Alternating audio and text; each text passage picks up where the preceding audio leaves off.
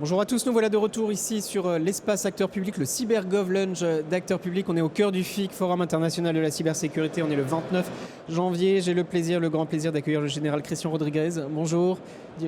Bonjour. Général, directeur général de la Gendarmerie nationale. Merci beaucoup de venir sur notre espace. Vous avez lancé la journée ici au FIC et vous avez, je vous cite, parlé de la cybersécurité. La cybersécurité n'est pas qu'une affaire de geeks, c'est l'affaire de tous. Un message qu'il est important de rappeler. Oui, tout à fait. C'est vrai que trop souvent, on a l'habitude de ne regarder que la partie très technique ou les choses qui apparaissent fascinantes pour les gens qui ne les connaissent pas, pour ceux qui les connaissent également. Mais la cybersécurité, ça concerne tout le monde. Et la cybersécurité, c'est aussi les gestes et les faits et gestes du quotidien devant un ordinateur, du simple utilisateur d'ordinateur, qui n'est pas nécessairement geek, mais qui a un ordinateur au bureau et à la maison.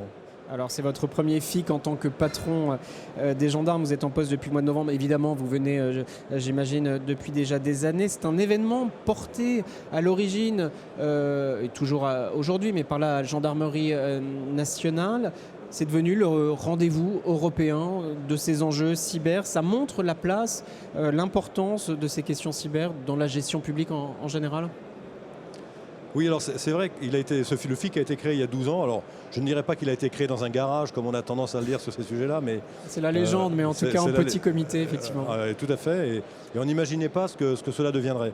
Je pense qu'on a eu quelques visionnaires, dont Marc Watin-Aguard, qui ont imaginé qu'à un moment donné, et très vite, les choses impacteraient tout le monde dans tous les faits et gestes du quotidien. Et aujourd'hui, on voit beaucoup de monde, on voit beaucoup de participants, et c'est d'autant mieux que sur ce sujet-là, l'État ne fera pas tout seul, personne ne fera tout seul.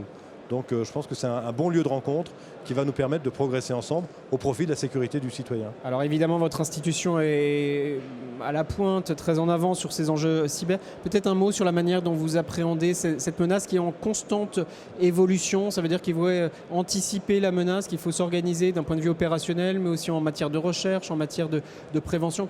Comment vous travaillez sur tous ces enjeux-là ? En fait, le sujet cyber, la menace, elle est constante. Le cyber, le numérique envahit le quotidien de tout le monde. Là, je pense que tout le monde en a largement conscience.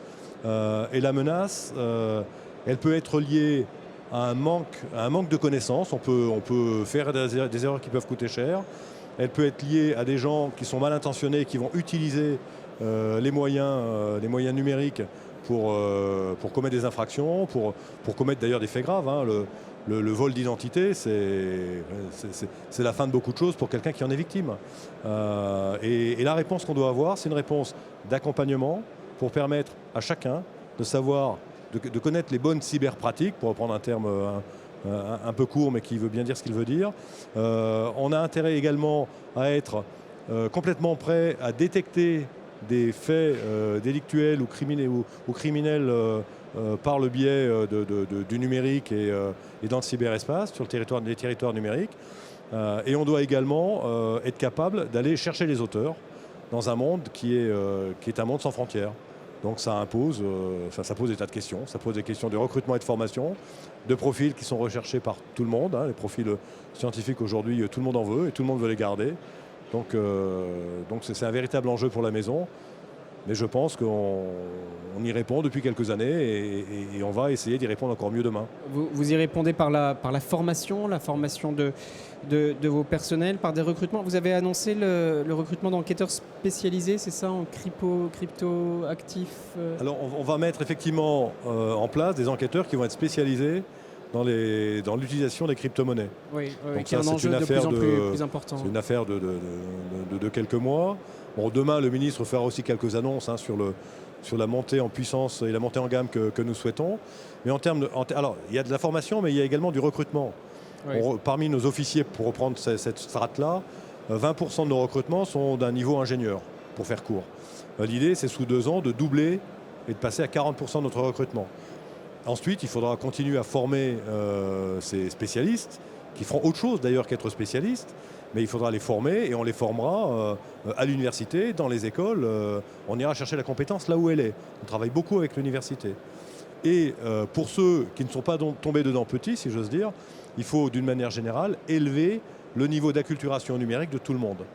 Et je pense qu'un cadre dirigeant de la maison aujourd'hui ne pourra pas être parmi les patrons de la maison s'il ne sait pas ce que le numérique peut lui apporter, ce que les algorithmes peuvent apporter, ce que le traitement de la donnée de masse peut apporter. Donc c'est une vraie, c'est pas une révolution, mais c'est une évolution un peu accélérée dans nos pratiques et dans la préparation de nos cadres, de l'ensemble de nos personnels pour faire face à ces phénomènes. Alors justement, vous parlez de vos personnels qui sont évidemment engagés, investis sur ces enjeux-là.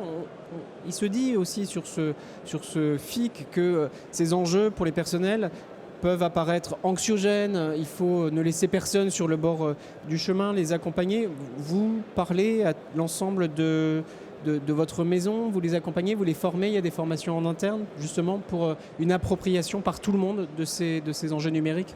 Alors oui, vous avez raison, le changement est anxiogène par construction. Alors, de manière générale. Ouais. D'une manière générale. Alors, je vais parler des geeks, mais c'est un terme, c'est un compliment dans ma bouche. Donc les geeks de la maison, eux pour le coup, le vivent pas mal. Ils trouvent que c'est même plutôt bien. C'est même eux qui créent une dynamique dont nous nous servons pour engager en fait toute la maison dans ce virage.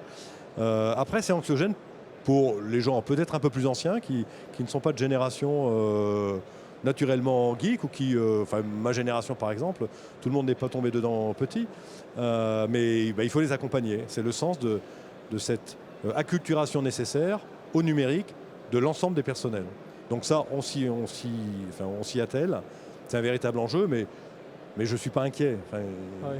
On arrivera à passer au-delà et on sera aidé justement par ces geeks qui ont envie de faire partager ce qu'ils savent. Dont l'enthousiasme peut être communicatif. Par formation, on parle aussi recherche. Beaucoup de chercheurs viennent témoigner sur notre plateau de cette recherche qui est peut-être plus indispensable encore sur ces enjeux numériques et sur ces enjeux cyber. Vous avez un conseil scientifique qui s'est réuni, je crois, en octobre. Quelle place pour ce conseil scientifique, quelle place pour les chercheurs, la recherche dans votre institution, notamment sur ces enjeux cyber? Alors, sur le cyber, c'est ce que j'évoquais en ouverture du FIC. On ne fera rien tout seul. Il est évident que les compétences on doit pouvoir aller chercher les compétences où elles sont. Elles sont beaucoup à l'université, elles sont dans les écoles d'ingénieurs. Donc on a effectivement un conseil scientifique qui regroupe des personnalités dans différents domaines qui sont là pour nous challenger, pour amener une critique. C'est un regard extérieur qui est nécessaire. Qui est indispensable pour nos évolutions. Et dans le même temps, on a des conventions avec les universités qui ont été... L'an dernier, on a signé une convention avec avec la présidence des universités et on va continuer. On ne peut pas considérer qu'on fera tout seul sur un sujet qui est aussi compliqué. Vous l'avez dit, et dont les compétences sont aussi partagées. Alors justement, vous ne faites pas tout seul. Le FIC est un lieu d'échange, de rencontre entre des acteurs publics, des acteurs privés. On sait que c'est un peu compliqué sur d'autres politiques publiques que de faire travailler public et privé ensemble. Sur ces enjeux cyber, sur ces enjeux numériques, ça a l'air assez évident, assez naturel, assez logique. Ouais, je pense que l'idée justement qu'on ne fera rien tout seul, dans ce domaine-là, elle est sans doute plus partagée que dans beaucoup d'autres. Et alors on est aidé, j'en profite pour le citer là, par notre réserve cyber. On a des réservistes qui sont dans le privé, qui sont dans l'université, qui sont réservistes chez nous, opérationnels ou réservistes citoyens, et qui aussi nous amènent à avoir un regard, nous permettent d'avoir un regard extérieur et permettent d'avoir des connexions avec le monde dont ils sont issus. Donc tout ça enrichit complètement la réflexion et encore une fois, tout seul on ne fait rien.